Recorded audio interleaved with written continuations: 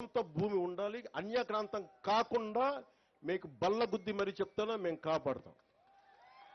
అవసరమైతే ప్రభుత్వ భూముల్ని కబ్జా చేసే వాళ్ళకి ప్రత్యేకంగా కొత్త గుండా యాక్ట్ కూడా ఓపెన్ చేస్తాం. ఎక్కడికి వెళ్తాం చెప్పండి? అన్ని ప్రైవేట్ పరం అయిపోతే గత ప్రభుత్వ నాయకులు మాట్లాడేవాళ్ళు కదా క్లాస్ వార్ అని. క్లాస్ వార్ అంటే ఏంటి? ఒకరి దగ్గర మొత్తం సొత్తు ఉండిపోయి మిగతా వాళ్ళని కంట్రోల్ చేయడం. ఈరోజు చెప్పండి, మైసూరువారిపల్లి దగ్గర ప్రైవేట్ వ్యక్తుల దగ్గర ఉండిపోయింది, కానీ ఎందుకు ప్రభుత్వ భూములు ఎందుకు లేవు ఇక్కడ? ఈ రోజున మనకు నిజంగా ఒక కాలేజీలు లేవు, మనకి కూర్చోబెట్టి ఒక ప్లే గ్రౌండ్ లేదు, ఆ పిల్లలు ఆడుకోవడానికి. ఇవన్నీ లేదా, ప్రభుత్వ స్థలాలు లేవు, ఏమైపోయినాయి? అడిగేవాళ్ళు ఎవరు లేరు. ఈ రోజున గ్రామ సభ తాలూకు ముఖ్య లక్ష్యం ఏంటంటే అసలు మన గ్రామంకి మనకు కావాల్సిన ఆస్తులు ఏంటి, ఏమేమి ఉన్నాయి, ఏ మౌలిక సదుపాయాలు ఉన్నాయి, ఏ మౌలిక సదుపాయాలు లేవు, ఏం కావాలి, భవిష్యత్తులో ఎన్ని మనకు రాబోయే తరాలకి ఏమేమి అవసరాలు ఉన్నాయి, మీరందరూ కూర్చొని నిర్ణయం చేసుకుంటే తప్ప.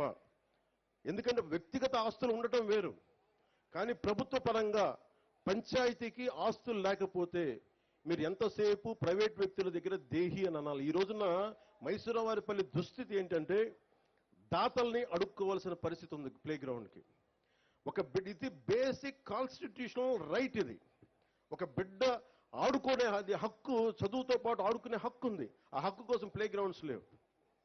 నేను మీకు మాటిస్తున్నా, దాతలు గనక ముందుకొస్తే నేను డిప్యూటీ సీఎం ఆఫీస్ నుంచి నేను ప్రత్యేకంగా నిధులు సమకూర్చుకొని ఇక్కడ ప్లే గ్రౌండ్ ఏర్పాటు చేసే బాధ్యత నేను తీసుకుంటాం. అయితే నాకు కొంచెం దాతలు ముందుకు రావాలి.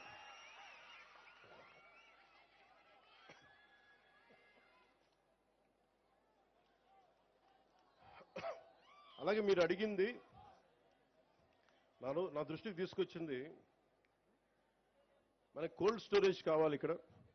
చుట్టుపక్కల మనకి అన్ని మిగతా చోట్ల నుంచి ఒక 4000 ఎకరాలు మామిడి పంట, 3000 ఎకరాల నుంచి అరటి దిగుబడి, 1500 ఎకరాల నుంచి బొప్పాయి తోట వస్తాయి. ప్రతిరోజు 200 లోడ్లు పంట లారీలకి దిగుబడి ఉంది ఇక్కడ వెంటనే కోల్డ్ స్టోరేజ్ కావాలి. మీకు పండ్లని మగ్గబెట్టే కేంద్రం కావాలి, పండిన పండ్లను నిల్వ ఉంచే కేంద్రం కావాలి. నేను ఇది ఒక్క మైసూరువారిపల్లికి ఇవ్వట్లేదు, నేను ప్రత్యేకించి డిప్యూటీ సీఎం ఆఫీస్ నుంచి ప్రత్యేకంగా పర్యవేక్షించి రైల్వే కూడూరుని మనకి పండ్ల రాజధానిగా చేసే బాధ్యతలో క్రమంగా కోల్డ్ స్టోరేజెస్ ఏర్పాటు చేసే బాధ్యత నేను ప్రత్యేకించి నా ఆఫీసే పర్యవేక్షిస్తుంది. ఇది గౌరవ ముఖ్యమంత్రి శ్రీ చంద్రబాబు గారి దృష్టికి నేను తీసుకెళ్లి, ఇది ఎందుకు చెప్తున్నానంటే ఇది మీకు ప్రతి పంచాయతీకి ఒక శక్తి ఉంటుంది.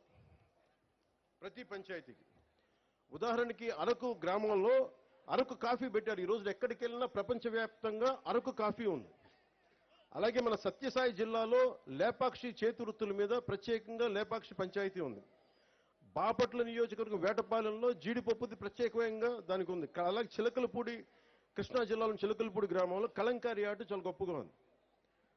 అది ప్రత్యేకత ఆ గ్రామానికి.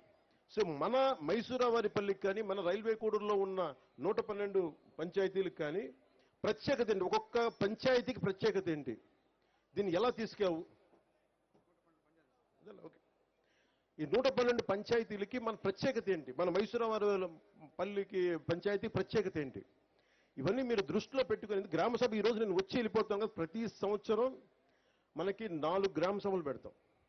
అంటే మీరు గుర్తుపెట్టుకోండి, ఈ 5 సంవత్సరాల్లో దాదాపు 20 గ్రామ సభలు ఇలాంటివి జరగాలి. ప్రతి గ్రామ సభకి ప్రజాప్రతినిధులు నాతో పాటు ప్రతి ప్రజాప్రతినిధి